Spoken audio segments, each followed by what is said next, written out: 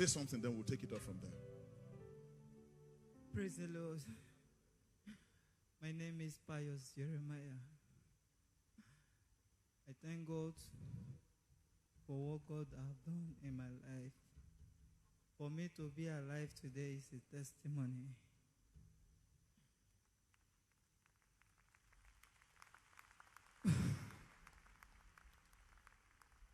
Okay, our brother Pius Jeremiah was in the den of ritualists for 13 days. How did he get there? He went to Lagos for a function. He is a tailor by profession and decided to branch one of the markets in Lagos and get some materials that when he's coming back to Abuja, he'll be able to sell those materials to his customers. He said while in the market, he was done purchasing and was coming out, and then a young man held him by the hand and asked him where he was headed for. On the spot, he lost consciousness of where he was. And he was taken into a car. He said, well, he could still recollect what he saw in the car. He saw like 4 people, 4 young men in the car. And he was added to them. And they became 5 passengers. That was all he could remember. That the next time he opened his eyes, he was in a strange environment. It was an underground building, a basement building. On the same day that he got to that den, or they brought them to the den, he said 4 of those other people, because they were all males, were executed right in his eyes. The explanation is very gruesome. We can't go into the details. Before they execute, he said there was something like a necklace they will hang on their necks. A charm. They will hang on their neck. If the oracle accepts, the person is taken out for execution. The execution was right before his eyes. That happened to the first person, to the second person, the third person, to the 4th person. They placed the same on him. It didn't work. He said before he got to Lagos, he went to Lagos, I beg your pardon, with a bottle of anointing oil blessed from this commission. And that he used daily as his cream. So it was a strange occurrence. They said, nobody comes to this place and returns back alive. And they placed it on your neck. And what happened? It didn't work. Yes. And they say that, where are you coming from? I say, I'm coming from Abuja. Now say that, who is your father? I mean, is it my biology father or my father in the Lord? My father in the Lord is Pastor Dr. Paul Enenche. That is when the man now started shaking. He started shaking. My father in the Lord is Dr. Pastor Paul Enenche. He started shaking. So he said, do you have any number that we can call? We are not after people's money. We are after people. We use people to make money. So I say, I don't have anybody's number except my father in the Lord. He said, if it is your father in the Lord, I can't call him, but you can give me another person's number. I say, I don't have anybody's number apart from my father in the Lord. He said, okay. They say, the guys should take me to a room. So after taking me to the room, the next day, they bring me out again. After bringing me out, they still do the same thing. All this thing they are doing is not working. They still place the charm on the neck to see if their oracle will accept him. It's not working. It's not working. So they now say that, okay, since everything we are doing here is not working, then we are going to waste you. The first one. 1 minute. Before then, there was also a detail. After it didn't work the second time, there were other people that were there before you came. They placed the same on the neck, and then it worked. They took those ones out. So, the one that was with standing with the boss, he was holding AK-47. That is, since we cannot offer you for sacrifice, we'll just kill you ordinarily. So, that is how the one that is standing with the boss now shoot the gun at me. I always, anywhere I go, I always go with my sanctuary ID card. Sanctuary keeper's ID card here. That's the sanctuary keeper's ID card. So the bullet, this is the sign of the bullet. A bullet hole here, come.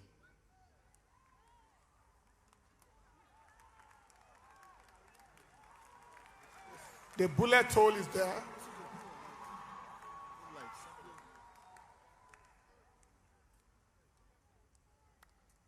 Well, it's a little dark here, sir.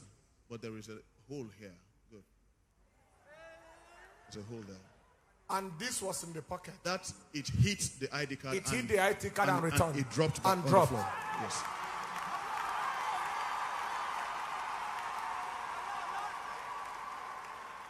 It was headed straight for the heart. The heart. That's the heart position. Fifth left intercostal space, mid-clavicular line. So the man shook back. He tried to shoot the gun again. The gun refused to work. So he was like, what happened to this? He tried to shoot the gun again. The first time the gun hit the chest, bore a hole, and hit this sanctuary keeper's ID card. You shall serve the Lord your God. He shall bless your bread and your water. He shall take away sickness from the midst of you, and the number of your days.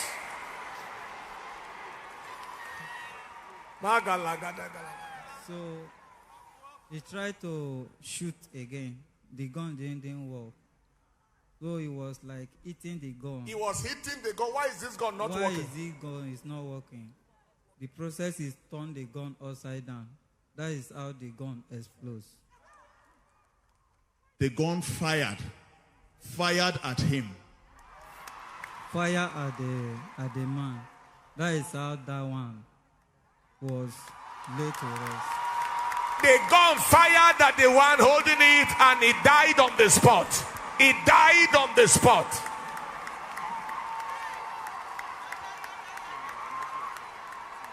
You know, I told you to wait and hear testimony. The gun hit the ID card first and returned back. And then he shot again, refused to fire. What is happening to this gun? How is it not firing? Bah!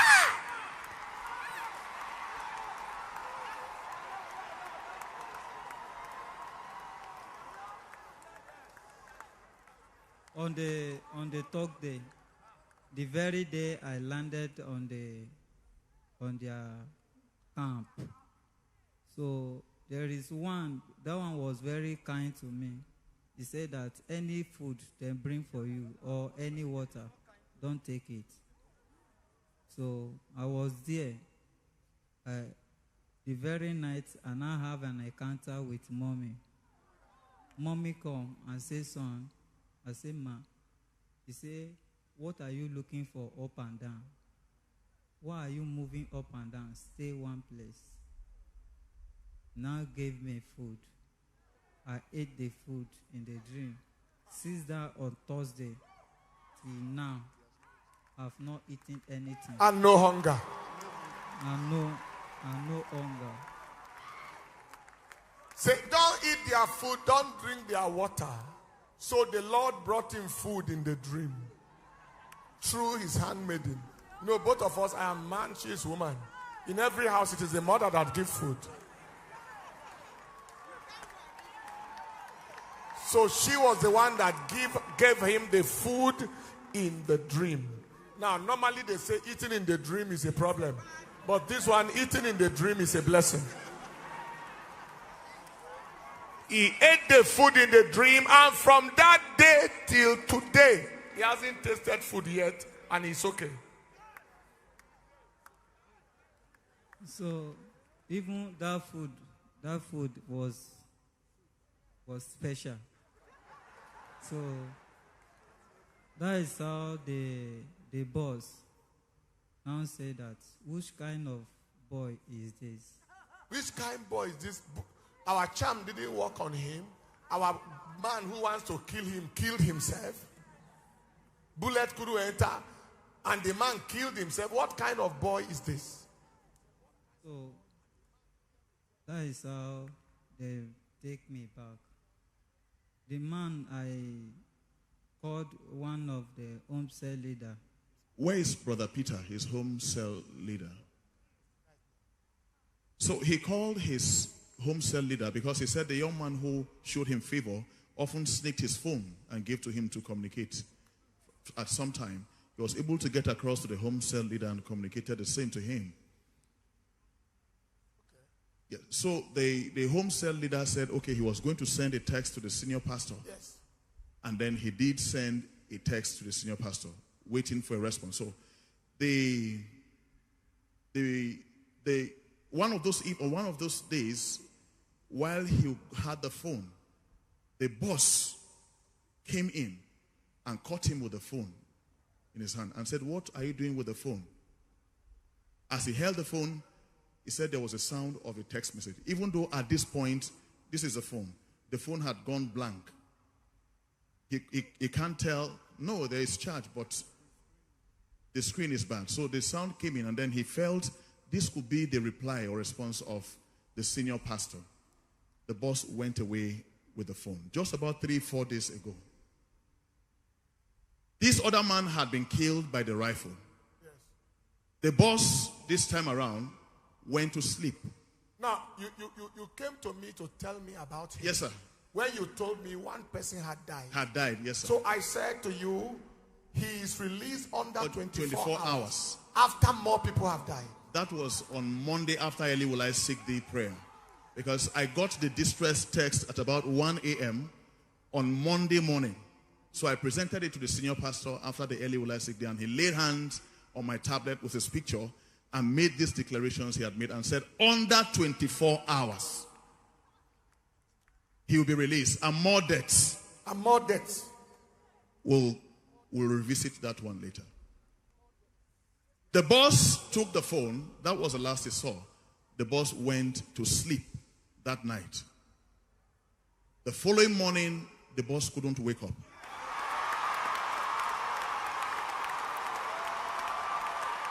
The boss died in his sleep.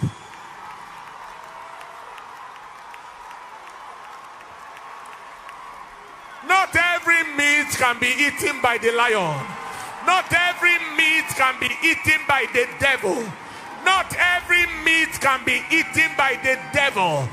The boss could not wake up in the morning. So the young men woke up to meet the corpse of their boss. And they said, what is happening here?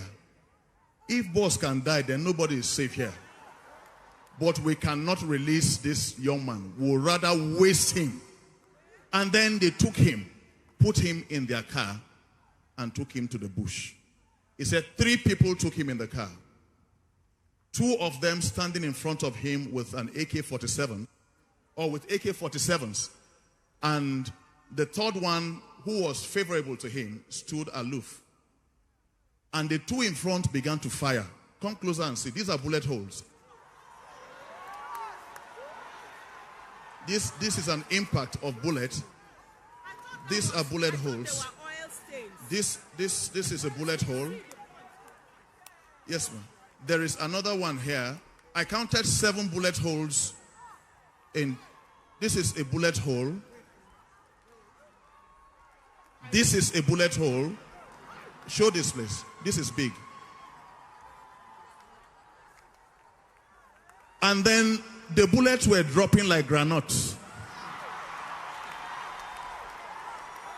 It was at that point that one of them asked, "Who brought this boy here?"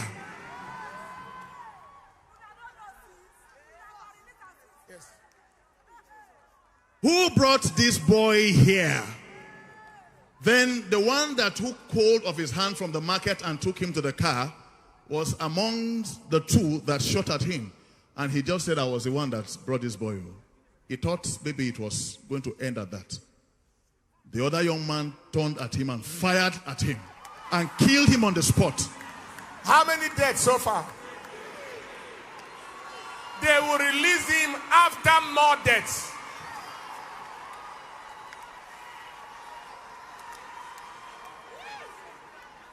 While they couldn't, the bullet wasn't working, nothing was working.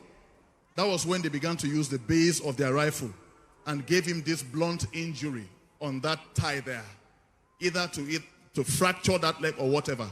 And they refused to break. And they said, "Since we can't kill you, we will run you mad." They are going to do incantations and everything to make him mad.